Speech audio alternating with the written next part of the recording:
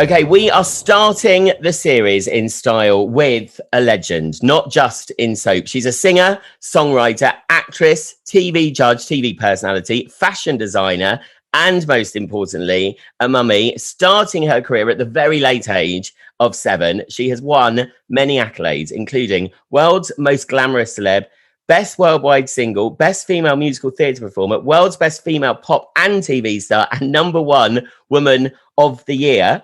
She is an ambassador for the Terrence Higgins Trust and also the Olivia Newton-John Cancer and Wellness Centre appeal. She's one of life's good uns, and as well as being a huge fanboy, I can also call her my friend. It is Dannii Minogue, of course. Hi, Dannii.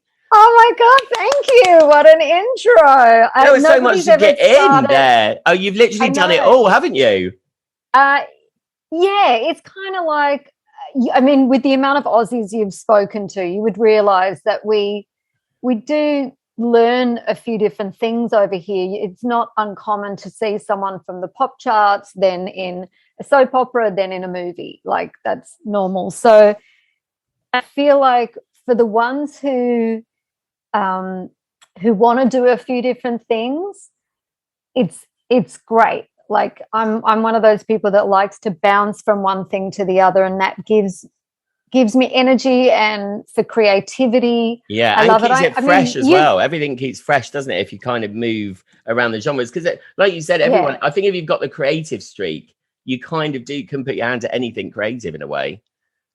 Yeah, and COVID has certainly taught me so much more about that. Not only just being creative on my own, but working with a group of people creatively and really letting people like do their best. And like, for instance, last year we're filming The Masked Singer during the strictest global lockdown.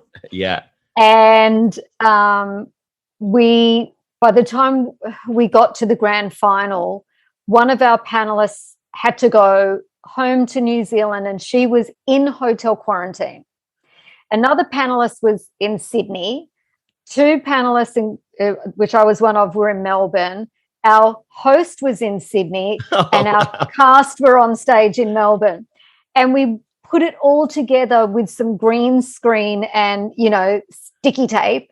And it looked incredible. But if you had told us at the start of the series, one of you is going to be in a hotel room in hotel lockdown, but we're going to put on the best grand final. And it really did look good. The funniest thing was that the girl who was in hotel quarantine, there's always the bit at the end of the show where we're going, take it off. Yeah. And we have to scream that.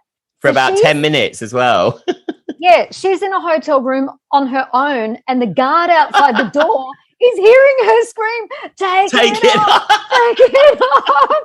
He's like, what is going on here? Going, what's going on? Like, is there someone else in there? And what the hell are you doing? Well, it was just incredible. Soap, I know on soap here, like all the actors, obviously they went back quite quickly. So soaps were amazing. Like, they were the forefront of moving things on, but they couldn't do that. They had to do their own makeup. So they got given like, my friend Sam, who plays Bernice, got given like a Bernice guide. And they were like, you haven't done your eyebrows. And she's like, oh my God, I don't know how to do my eyebrows. I don't do my eyebrows in real life. So they're all going on with these kind of wigs, like jolted. And it's like, oh my God. So people have just had to cope with everything. And I heard a lot about soap operas when there was like a passionate kiss or something. And they got the husband in or the girlfriend. Yeah. Like, so it's just like, I feel like creative people, if you're given a budget, if you're given a deadline, if you're given, something that you've got to work to, we'll get over it and do it. You just get more creative to make it happen. Yeah, we can. So to let everyone know how we met. So we met, I think it was about 19 years ago in about 1992, because we went to Paris together to do the BBC holiday programme. We met on the Eurostar, I remember, and we were working with, which now it seems mad, S.J. Clarkson, who has gone on to do like everything in the world. She's like one of Hollywood's biggest directors now. I know. We had the best such a fun time. It was like, it just felt like the beginning for all of us. We were all together and just putting what skills we had at that time together. And it was fun. It was fun. We were all embarking on our journey then, really, because I was a researcher. you kind of started doing more presenting, weren't you? Which became, because you did some of the big, I know you did, like, we'll talk about that, but you did the big breakfast and Top of the Pops. You've done quite a bit of presenting. And it was because you're in, I think you'd just done what was it? The Notre Dame musical. Notre Dame. Yeah. And we went to see that. I don't think we were allowed in. But anyway, the podcast, I'm throwing the rules up in the air, and I've decided to present it as a special Minogue menu. So it's a listening feast where I pick the best courses and delights of a career that basically I need a whole series to do. So of course we will be going to Home and Away and Emma. But so talking food wise, if I was to take you for the most exclusive meal, what's your meal of choice? Oh, God, I'm such a foodie. It's like, choosing one meal. I know. I think Japanese has been a big go-to for me for a long time. I'm really getting into Korean food, even though I don't eat meat, and a lot of it is meat-based. You know how they're barbecuing the meats, but I do love the flavors of that. Yeah. I know. I think whenever we went to Malaysia and just eating on the street markets, that changed because I was like, oh my God, the flavor, what they can do on a street market is like, oh my God, how can they not do that? That's where the real food is. I'm addicted to TV shows on Netflix. There's one called Street Food, and it goes all over the world. Like, oh wow, I need to watch that. You do. It's insane. Okay, so and we're going to start with a game that you should be the best at. It's called How Big Are Your Hits? And basically we do a little scene, and we're only allowed to use your song titles in it. So we'll go with our start. So we'll say we're in a cafe in Paris. Obviously you can say other words, but so we're sitting down in a cafe from Paris, and I'll just say, Dannii, this is it. All I want to do is have a croissant. I don't want to take this pain of eating croissants because I'm trying to do no carbs at the moment. No more. All I want to do is lose some weight. These COVID pounds are stacking on. I know. I begin to wonder how we're going to get them off. I know. If only there was perfection. If only we could be perfect. Well, I think I should just sign it off with some love and kisses. Oh, that's perfect. Very good. We did very well. It's very hard that actually. Done that before. It's quite hard. I played it with Kylie's songs actually, and we managed to go on forever. It is hilarious. With someone from Charlotte Chimes Some Neighbours. But okay, so starters is your early life, and you are the youngest daughter of dancer Carol and accountant Ronald. Which that's weird because my mum's Carol and my granddad's Ronald. So older sister, obviously someone called Kylie, and brother Christian, cameraman Brendan.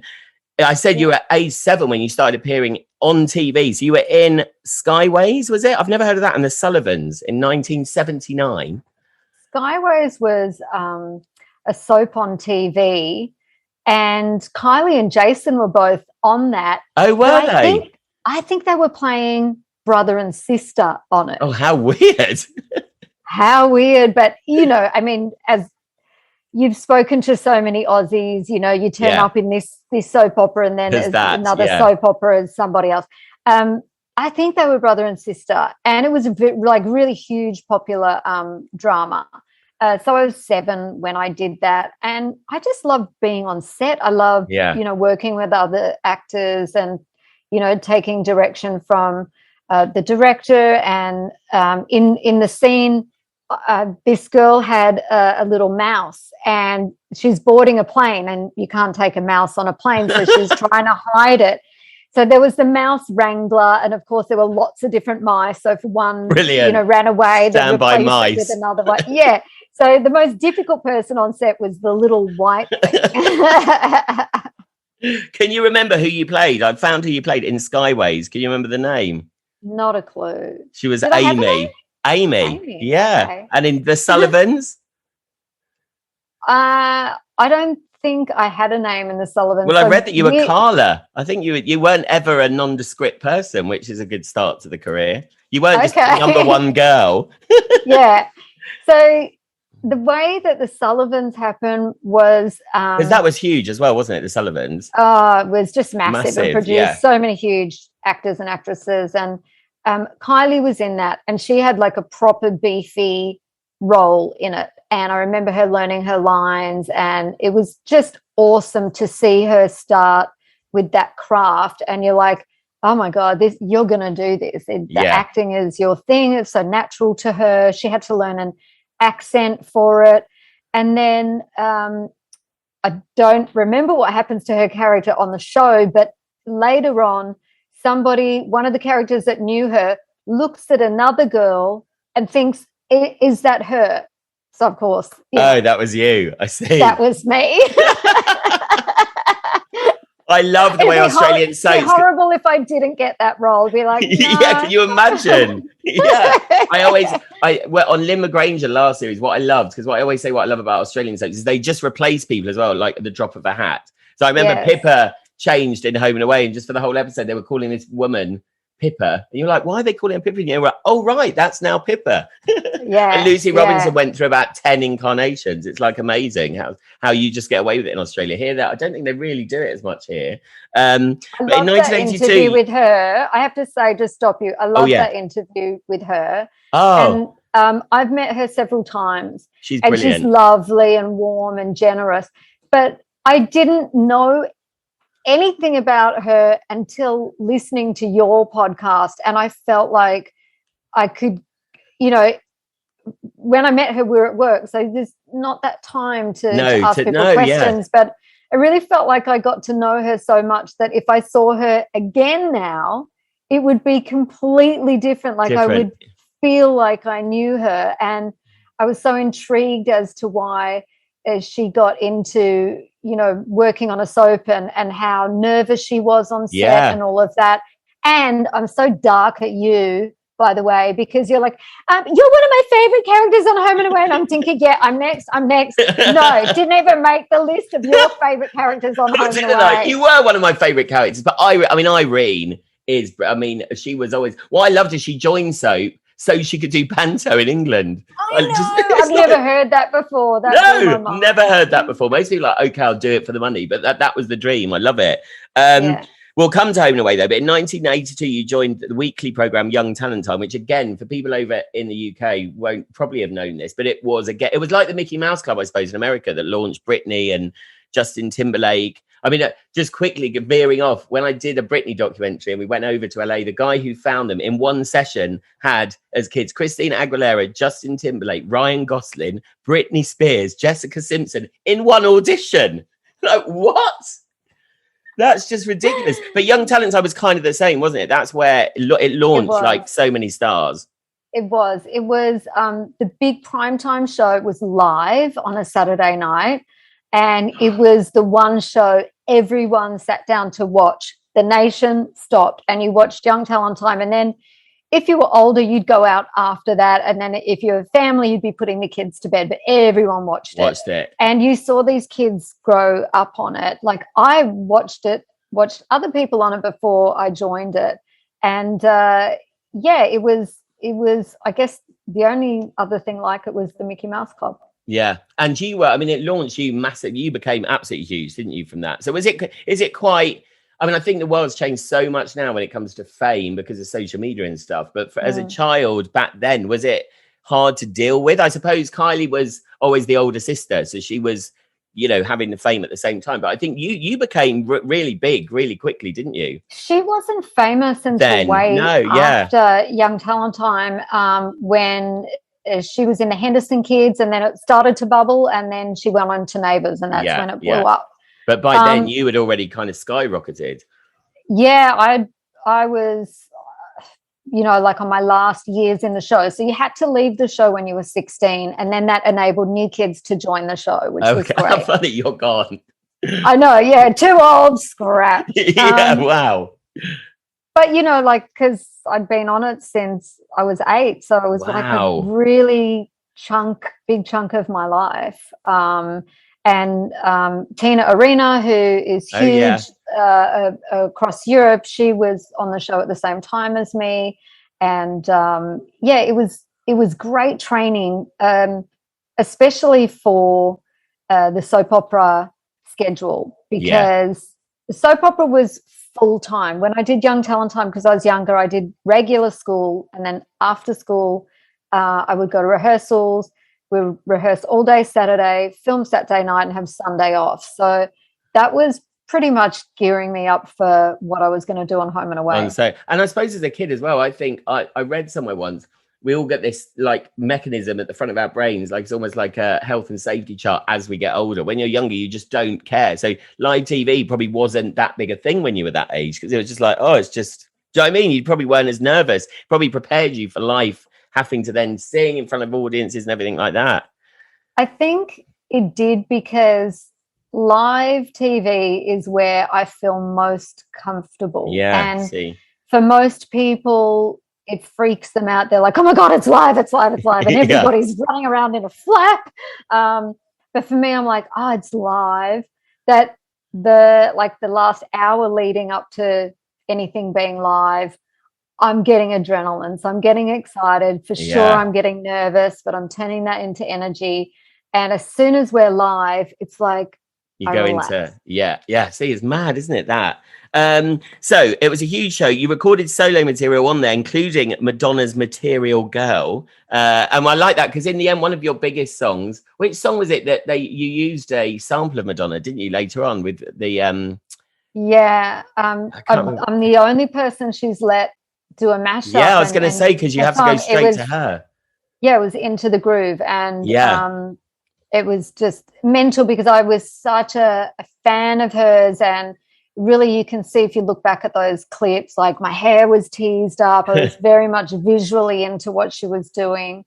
And there's a cute little Instagram called Young Talent Time Official that's just putting up all of these. Oh, I need to look clips. at this. Oh my God, I've got to send you a link. Good. Oh, amazing. Right. So, well, let's move on. Let's move to Home and Away, because in 1989, you joined. I didn't realize this, because actually I did love Emma Jackson loads, but I thought you were in it for like 3 or 4 years. You're only in it for a year. It was that much of an impact you made, because you even got nominated for a Silver Logie. Oh, I've always loved that name, Logie Awards, as most popular actress after just in a year. But so they must have worked you to death, because I remember you were like the main person in it. And it was such a brilliant character, wasn't it? There were so many scripts. And I was originally signed for 12 weeks. So they were like pushing for those 12 weeks to just pack everything in.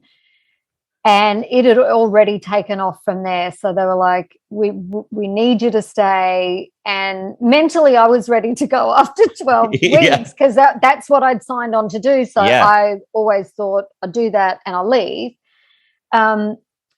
But then they wanted me to stay. So I kept just extending by these little bits. So I guess for the writers, it must have been a nightmare. Horrible, because they never knew when. That's probably the best way to do it, because then they keep you in loads of stuff, though. Maybe. You don't end up just ordering a milkshake. But I read that you originally auditioned for Marilyn.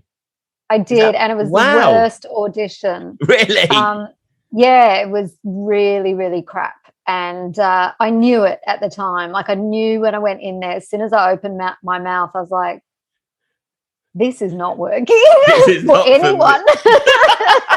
And how funny, because I know Emily now, because she came into Emmerdale, obviously, when I was directing Emmerdale. Yeah, I mean, she's amazing. She is she is Marilyn. And she is Marilyn, as soon as she says those lines, you're like, there's no one else that could do it. In the opposite, when I said them, you're like, you are the furthest thing from Marilyn. Like, you are, wasn't happening. But so then they wrote a role specifically for you, didn't they? They wrote Emma for you. They were obviously let's go to the other extreme of Marilyn for Dannii. They were like, we want to write something for you. If you still like want to do this, and I was like, I want to, but I just knew Marilyn wasn't for me. And then when they came back with a brief on Emma, I was like, oh, yes. Because so meaty. The whole of Australia knew me from Young Talent Time, and this is a really wholesome family, as you say, like Mickey Mouse Club. And you could not put a foot wrong. You know, sort of, we had basic media training. You cannot do anything out of line because No, it's like you've got a halo shining around you the whole time on that, isn't it? Yeah. And you know, I'm not the mean bad girl, but it just felt so good to let out some energy and let off some steam. So I put everything into Emma. It was a dream for me. I think it helped me, like, maybe not have a breakdown after leaving the show, because lots of people didn't know how to handle it, like when you left the show. Oh no, I found out from this podcast, I've really realized that most people that have come, especially if they haven't chosen to leave, they've really had a problem, which is a really serious thing to talk about, like mental health, because you go from suddenly being here and then you realize quite quickly that, you know, you're very forgettable, and you know, you're it's not like everyone will have their attention on you, which is quite hard for people to cope with, I think. Yeah. I mean, I never expected to do anything after Young Talent Time. I was just part of a big machine, and most people who left the show really didn't go on to have that big music career. Tina certainly did, and we were in the same year, but I was like, oh, I don't sing like Tina, so she's going to be the one. So yeah, I think in a lot of ways, and this has never ever come up in an interview before, because just the way you've approached it is processing in my head now, that in a lot of ways that I reckon that did really save me. It took every bit of concentration to get through the workload each week. Plus, I'd never lived away from home before. So I was in this beautiful family life that I loved, and I was not ready to leave home. Then I had my other family at Young Talent Time.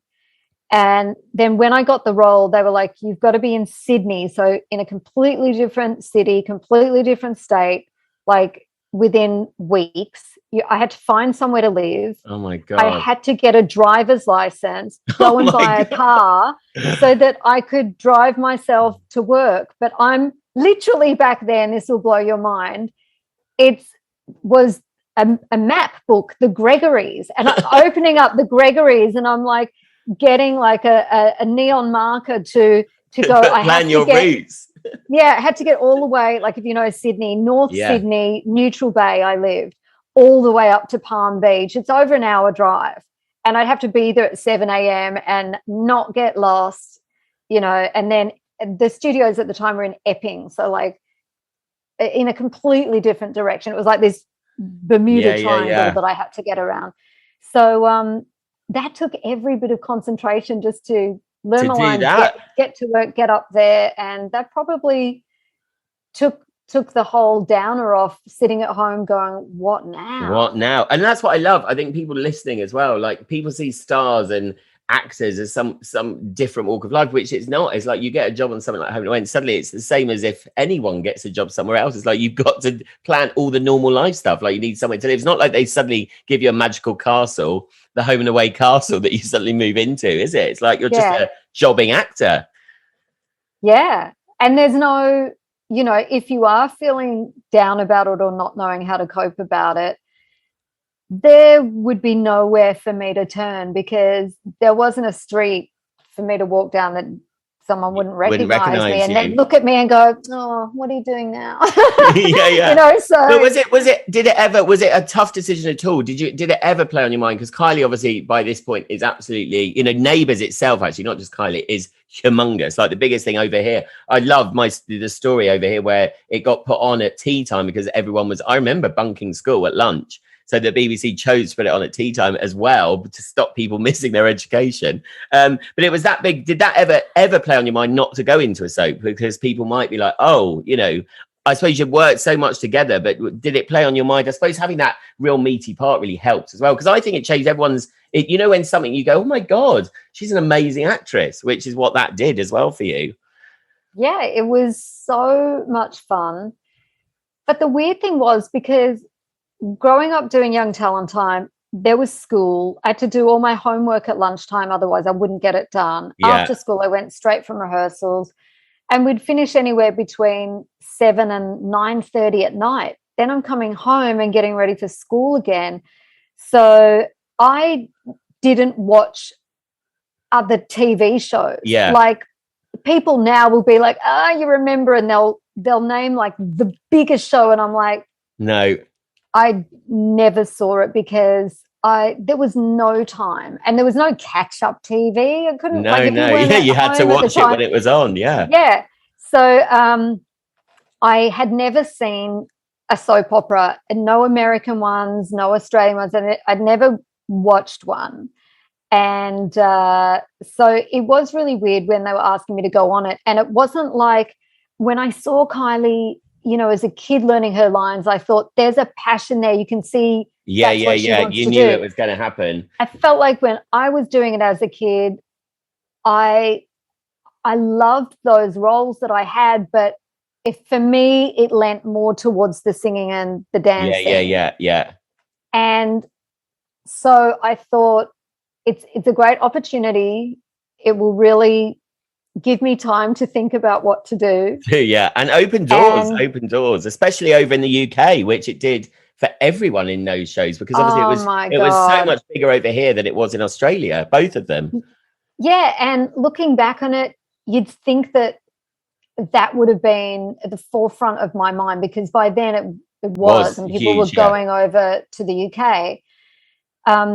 But for me, as I say, I was so consumed in just coming out of Young Talent Time and being a kid that was just leaving home for the first time. I couldn't even think beyond that. There was no and I think I do that in telly still. Like big shows come up and I don't think, oh, I want to work on it because it's the biggest show. I'm always just putting it into what my job will be and what my role will be. I don't actually think about how big the show is, because that doesn't really actually enter into your head, bizarrely. Do you know what I mean? Yeah. Work on a little show. Can't. No. Because it distracts you. It totally distracts you. But so Emma Jackson was described as a punk, a spunky toy boy, and a teen rebel. She was arrogant and would slam the door in every scene. That was a review, I think, which I love. That does totally sum her up. Because I remember you had really dark hair in it as well, didn't you? That's what I mostly remember about Emma, just seeing Dannii Minogue and being like, oh my God, her hair's so dark. Yeah, we dyed the hair black. And did you have a play in that? Did you kind of consciously work with makeup and costume about the look? We did. We had this whole session, putting it together, and the wardrobe lady put this big black leather jacket on me, and as soon as that went on, I was like, boom, I felt indestructible, and then everything else had to live up to how strong that jacket was. A bit like if you look back at Greece, and the T-Birds and stuff, it was all about their jackets that they had on that made them the rebels. They weren't the Letterman, they were the leather jacket boys. So it often is one thing, really, isn't it? Actors say, one thing, or just it's like even Beyonce says she created that personality on stage, so then she knows she's that person. Do you know what I mean? It just gives you that instant, right now I'm Emma Jackson. And I've always said, playing a part like that, I've had so many people on the show play baddies as well, and it must be amazing because you get to go to work and do the stuff that you never would do in real life, and you get away with it. You know what I mean? It's like almost exercising the inner demons in us all. It was so good. And, I've been drawn to a lot of, the more naughty characters since then. Like in Greece, I was offered Sandy. In Australia, and I was like, no, I have to play Rizzo. Yeah. Who wants to play Sandy? And then, I got to play Lady Macbeth up in Edinburgh. And, it kind of, and then not that in Notre Dame, Esmeralda was bad, but, everybody was looking at her like, this gypsy girl, and then she ends up dying. I was like, the second show that I end up dying in, I was like, I'm pretty good at dying night after night. And it's quite good. Everyone always says it's quite good to die, especially in a soap, because it's the end then. You've loads of people, there's just actors just gone back into EastEnders now, and I think if it's always left over, you always tend to go back. So it's quite hard. But right, I'm going to quickly quiz you about Emma Jackson now, whether you'll remember these things. So I do remember this. Who did Emma first come to stay with? It was her aunt. Elsa. Yeah, Elsa. Yeah. Alf and Elsa. And Ray's still there, isn't he? How amazing. It's like, oh my God, what a living legend. and I'm still like in awe of both of them. They She really was took me amazing. under She was their amazing, wing. yeah. And, you know, for the writers to write that boom, she's straight in with these serious characters. Yeah. They must have had some trust in me, because like I look back at those scenes now, and to hold your own with these actors that are just, it's just, they glide through everything and they're so iconic. I don't know what I was thinking, but maybe youth was on my side. You didn't have that thing in the front of your brain. And also, did you at all? Because Neil, a guy who was in EastEnders, actually said before he joined, and he was like, "Oh my god, I'm suddenly going to be with like Lacey Turner and stuff." He watched it just to gauge their level of like performance, because as he said, every show has their different level of stuff. So did you had you watched it, or was it too? Some people go, "Oh, I couldn't watch it because it was too scary." Or had you kind of watched those characters thinking, right, this was how I'll approach it? I watched some episodes and I honestly thought, I'm just going to burst in and just shock and just, you know, just be this wild thing. Whirlwind, which you were. That's what you came in as. Yeah. I mean, I don't know if it was the producers said to me or whatever, but probably like, you know, this she needs to really, you know, instigate change. Yeah. And also we talked about Irene. Actually, Irene was quite a character like that as well. She just came in all guns blazing. Do you know what I mean? Yes. It was like carnage when Irene came in. It was amazing. But I love what she said in her interview, that you never completely plan what you're going to do in the scene. No, until because you're there. You don't know what other people are going to do. So that's always amazing, don't you think? That's amazing. When I've directed and I go on set with always an idea of what I thought the scene was going to be, but obviously willing to, and then when someone or people play it totally different than you'd seen it, and you're like, oh my god, I never would have. But that decision you made, it's incredible when you see people. What I love about drama is people bouncing off each other on set. It's incredible. Yeah. And because soap's so fast, it's amazing because it's just literally there and you record it. It's incredible, isn't it? When you must have had scenes where you're like, oh, that was magical. We had like you only have a short amount of time to block and shoot, but some days they would rewrite, and literally you had like 15 minutes left in the studio, and the lights are going off, and someone runs on with this stack of papers and says, learn this, you've got one take. And the director goes, I don't know, walk in there, stand there, and we're going to end there. Let's do it. And that was frightening. That was really, really scary. I know. Right, next question. When she started at Summer Bay High, what did she organise a student rebellion against? It was against...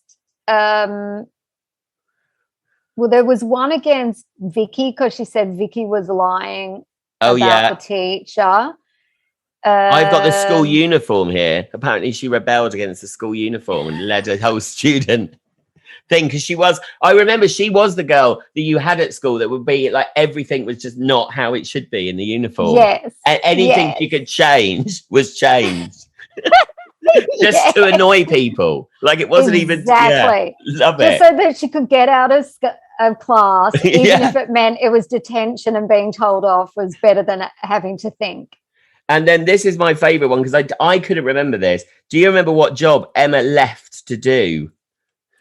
She went to Brisbane, and was it something to do with airlines? Yeah, to be an air hostess. What? Oh, yeah, there you go. That's a cool job. Not something you would expect Emma to be doing, an air hostess on the Gold Coast. What a journey she went through in a year. I know. Amazing. I mean, from a snotty kid to that. To an air hostess. Okay, so main course, moving on to singing. So you signed a contract with Mushroom Records in 89. First album, Dannii, released in Australia, reached 24. Released in the UK a year later, renamed Love and Kisses, and peaked at number 8. And instantly, really, from then, the UK totally took you on board more at the beginning of chart positions, didn't they, than Australia? Like, again, I suppose like the soaps, you just became huge over here. Was it weird seeing that? Did you expect, because of Young Talent Time, did you expect it to, do you know what I mean, be it the other way round? Did you worry that it might be hard to crack the UK? Because like you said, you hadn't really taken it on board, the UK thing. I guess I was with the same management as Kylie. Kylie had already been there with her singing and done it. So I knew that management-wise, if anyone could do it, Terry could. Yeah. It was just whether people took to me, whether it was the right thing for the market, because I'd originally recorded my album in America and had much more R&B vibe. They remixed a lot of stuff for the UK because it was just too American. But I think it landed then in a really nice place in between, kept its roots, but got more of a pop sensibility to it. But it was weird because at that time there was such a long lag between us filming Home and Away and it being on air in the UK. It was like 7-8 months, So I arrived, my head had been in a completely different space, promoting an album. I'd left, that's long gone. Home and Away. And people are running down the street after me going, Emma, and I'm thinking, who are they screaming at? It took me a while to cotton on.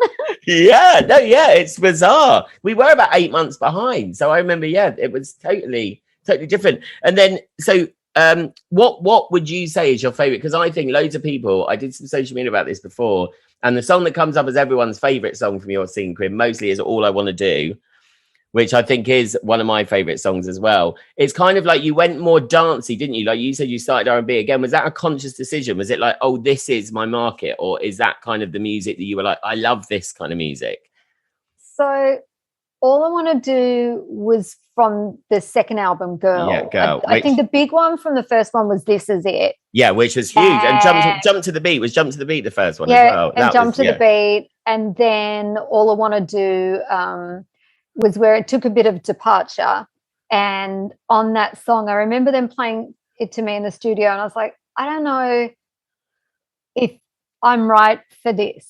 Yeah. And I knew it was a great song, but I'm like, I just don't know if it's me. And my friend Terry Ronald was there, and he's like, oh, who's brilliant. No, you've got to do this. So like the success of that was down to Terry being in the studio with me saying, wow, no, let's just sing it down. We've got to do this. So that was fun. And then when it came to then there was Get Into You album. And then there was one single that Pete Tong wanted me to do called Who Do You Love Now? Oh, I think that's about when we met, actually, because that was with Reva, wasn't it? And you were that was a thumping. Before we move on from I Want to Do, I found a review of it which I love. This is from the Daily Mirror, called it a bass thumping shuddering return. I know, how cool was that? It got number 4 in the charts, which is amazing.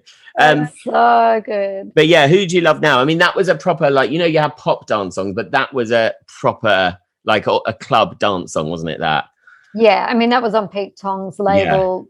Double F was it? I didn't realize that. Wow. And it went to London Records, and then London Records was owned by Warner's. So after that single came out, they were like, do you want to do an album? And I was like, yes. And then that became Neon Night. So I've had like a lot of real, I don't know if it's luck or you're in the right place at the right time, and you're prepared to say yes, and you're prepared to work so hard and do whatever to make it happen. And what a journey. And I remember that album because I remember we had a listening party. You had a listening party, and it was the chart. We were listening to the charts. Do you remember? We didn't know the position because it was for the song. Which one was it? I Begin to Wonder, I think. Yeah, I Begin to Wonder. That was so nerve-wracking. I was, because everyone was like, it could get to number 1. Aguilera's Beautiful that week, and I was ahead of her all week.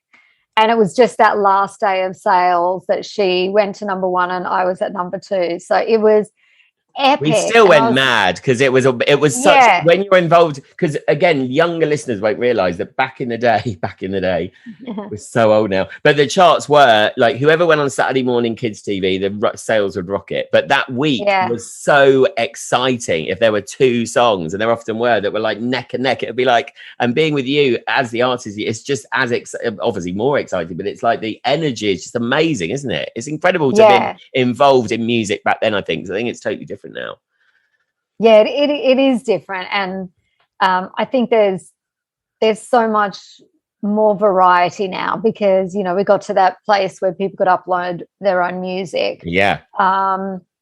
But yeah, it was a wild time. I've had so much good fun in London, and just to think back of all the different crazy things I've done there, it's awesome. Amazing. And would you ever do another album? I mean, just probably never say no if something came up. Do you still think you might, suddenly go back to your R&B, or do you think you might do some more music?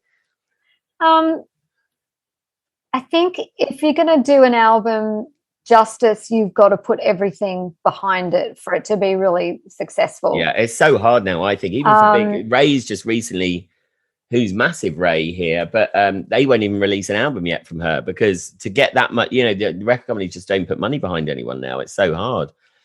Yeah, I just, time-wise, being a mum, so Ethan, my son, is 11, and I love being involved in his life. Yeah. And to do music, you're on the road. To make a record happen, you've got to be in the TV shows, you've got to do all of the other shows, radio shows, and and I don't want to miss out on that time with him. It's so much more important. I do little one-off things with music that are fun. Yeah, and that's what keeps people going. And so we'll move to dessert, which will be life up to date, but also we'll mention X Factor, of course, which I came to see loads in. But you became a judge in 2007 on the 4th series. You had instantly had wins. You had Leon, you had Matt win. And again, it was like the magical time of X Factor because X Factor was absolutely ginormous, wasn't it? I mean, it was such electric live telly, and the artists were... I mean, it wasn't like the artists that they all went on to be huge. Yeah, it was like before I was on the show, I was watching it, and I loved the judges, and I loved the performances, and I loved the laughter, and I just thought it's big, but it's already big. It's not going to be bigger than that. And then I joined it, and I remember there was a real big hoo-ha. What do we need another judge for, and why her? Yeah. And it was really in those press conferences, I just wanted the ground to swallow me up because it was tense. I'm like, I don't know, this could really not work. It's really like you were a bad. judge, but people were judging the judges just as much as people were judging the contestants. Like the judges were, because I always thought when they brought the judges out, it was like, there's not many shows, even on The Masked Singer, they don't really make as big a thing about the judges. Yeah. But the judges were first out. Simon Cowell, Dannii Minogue. It was just like you were a contestant, and people going, "Well, I don't really like her," or "I love her." Do you know what I mean? Wasn't it? It was mad. Louis went and came and went about 10 times. I know. And then by the time Cheryl joined, I remember those moments when the doors would open, and you knew that people's mobile phones were going, "What is she wearing? Is it good? Totally. Do you like it?" Yeah. Did you have those moments in the dressing room of literally going through 1,000 outfits? Did you feel that? Because again, social media just started to really take off. Did you feel the pressure, or again, did you just think, I'm going to do my thing? I'm pretty organized, so I like to have it organized ahead of time and not be scrambling at the last minute. Plus, things don't fit me, so a lot of it was couture. I had it made. They were one-off pieces, and if it was borrowed from a designer, it had to be totally altered. So you've got to have at least a week to 10-day turnaround to make that happen. And so was it hard to leave a show like that? Because when you're involved in something so big, is it always a decision, like home and away, everything, I suppose? Does it just, I mean, I'd say for my thing, I always literally go, I'll wake up and be like, oh, it's time to leave this thing now. I instantly get a thing. Yeah. So I'm not the only one. It's the thing. And I guess that first heartbreak of leaving Young Talent Time really toughened my heart and my soul and got all my senses really acute and aware and ready. And so when then I was on Home and Away, and they said stay, then there was just a time when I knew It's time to go. I have to leave when it just feels like I'm done here. Yeah. And nothing bad against the show or anything. It's just like that's it. And I was on a mission to do other stuff, even though, you know, it was not the most solid, sure plan, but it was to, after releasing my album here, to go to England for a 3-week trip. That's all it was, a 3-week trip. Wow. Just to see if the vibe was happening. And then I never came back. I lived there for 22 years. Yeah. Oh my God. Having set off for a 3-week trip. So 3-week trip. So then by the time I did X Factor, I'd done that on a few huge shows. So it wasn't unusual to me. It was just when I left X Factor, I had never left something that big. So that on that last show where we came out through the screens, there were 20 million people watching. I know. Now, wow. I mean, you can imagine my manager's face when I say to her, I'm going. I'm done now. I'm not going back. I'm not doing that anymore. Yeah. Right. And right. Okay. she asked me why, but we've actually worked together for a long time, and you know, sometimes she'll question it just to make sure that I've thought through everything. Yeah. But she knows when I'm ready to walk out the door, it would be really stupid to try and get me to stay because my heart's not in it. And you're like me. I just have my husband instead of my manager, who will go right. He'll do the same thing. Like, make sure you thought about it, but then he'll be like, right, yeah, no, I know you totally. That's there's no changing anything. Yeah. So then you obviously went on. So you did loads of judging in Australia, the X Factor and stuff. You've done the Masked Singer, which has now come here, which is a crazy, mad, brilliant show. It's kind of caught the world alight again. Yours was the first, wasn't it? I mean, when you get offered, I mean, I imagine that's the same as me being offered some directing jobs where you're like, what? That sounds insane. Like, did you think that sounds mad? Yeah, I mean, there were kind of two moments where I got the opportunity to start a show, and that was Australia's Got Talent. Yeah, wow.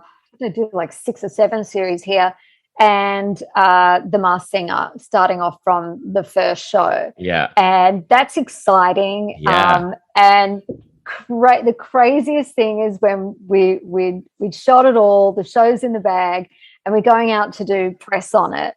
And people are like, so what's the show about? And you try to explain it, and they're like, and I said, I know it doesn't make sense. It shouldn't make sense. If you read it on paper, it shouldn't work. But no, I know. I said, just watch one episode, just so that you can write it off and you can go, nah, not for me. Just watch one. And everyone watched it and they were hooked. It shouldn't work, but it does. It totally does. The only thing that annoys me with the one over here, especially, is they're going, I mean, maybe it is kind of, you know, Britney Spears. You're like, well, it's not Britney Spears. Do you know what I mean? You know, when you go, although so good, some of the best singers get voted off at first. It's amazing because you honestly don't know who they are because the clues are so hard that they give as well. I mean, I wish I could just sit there and go like that and not listen to the clues. They totally take you down the wrong road. You've also then got your fashion line. I mean, just to add another bow. So the QVC thing, Dannii Minogue petites. I mean, what you've obviously always been into fashion, like you said, and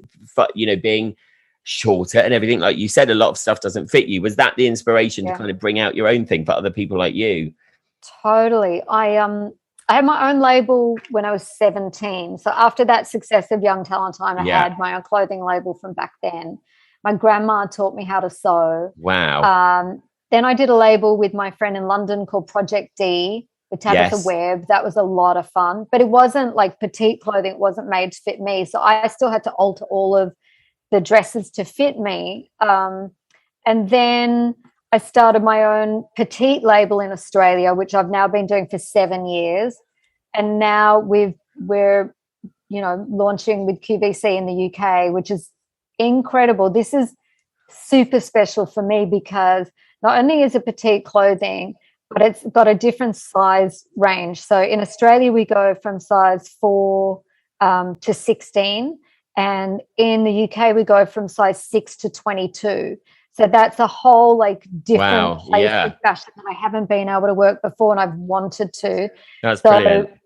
Yeah, they're awesome to work with, and I do jewelry as well. And we're starting off with some things like T-shirts and jewelry that are unisex, that a lot of guys have been wearing, posting me pictures of it. So I kind of, want to do more of that as well. Yeah. I think everything's gone more unisex, hasn't it? Especially I always wear perfume. I don't think twice about buying a perfume now if I like the smell of it. What perfume do you wear? Oh, I can't think what the one is that I've got at the moment.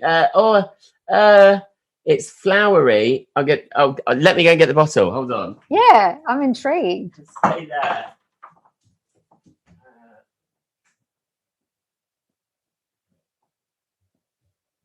Oh my God, look, it's actually empty. So, can you see this? I can't actually ever see. It's L'Occitane. It's L'Occitane. Yeah, which is a perfume now, I'm sure. Yeah. But it's oh my God, it's absolutely gorgeous. Oh, wow. Okay, so then obviously there's so much going on. You've got the podcast as well, which is you can look back at 90s music, or you look back at eras of music. So it's just the 90s. So I've got a radio station that plays era. 90, yeah, that's my era. So we play 90s music 24/7. It goes from rock to grunge to pop to dance. And there's like little just intros from me. The podcast is a deep dive into the 90s, the artists, the fashion, news, who's getting married, who's breaking up, which we love. What's going on. And like I had to tell my dad what a podcast was the other day. Like he's like, I don't understand what's this podcast thing that you do. So it's a really big important thing for this series, actually, which is a big thing to champion. We're doing a campaign that if you know an older person, if you've got a nan and granddad on their own, like get their phone and allow them to get podcasts, because there's hours and millions of podcasts that are amazing for people who are lonely, sat at home, who might not want to watch telly, who can just sit, because it is radio on demand. So I think we're making this big champion thing here to kind of get old people listening to podcasts, because actually there's so much there for them. Yeah, I'm so glad you are, because for years we've always talked about how fabulous it was back in the day when families would gather around the radio and listen to something that would really take your mind away. And I found that during COVID, and as you know, we are in a very strict lockdown with a curfew at the moment in Melbourne where I am, really podcasts have been a savior for me to be able to listen to voices and stories, and it takes my mind off what's happening and filters out a lot of the news. So I just quickly check into the news, and then I would like to let my brain travel.